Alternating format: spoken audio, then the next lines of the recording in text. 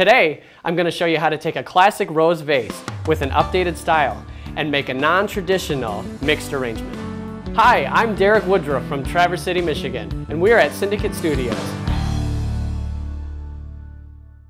Today, I'm going to design in one of the new rose vases that Syndicate has just added to their Hoosier glass line. This one has a great vertical tree bark texture.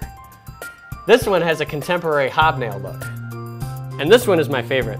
It has kind of a fluid, stacked feel. From 3 great selections, I've chosen this one. I really like the lines in the vase. It kind of gives it more of a stacked and modern feel. Keep in mind that just because it's called a rose vase doesn't mean that you have to use roses.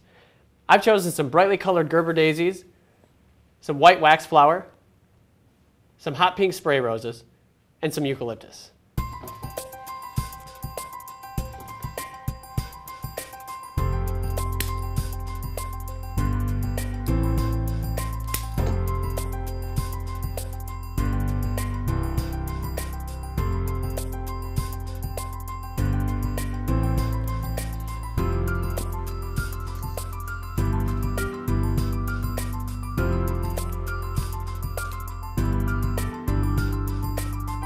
I chose the bright pink roses and the bright fuchsia Gerber daisies because I thought they would complement each other while staying in that monochromatic look.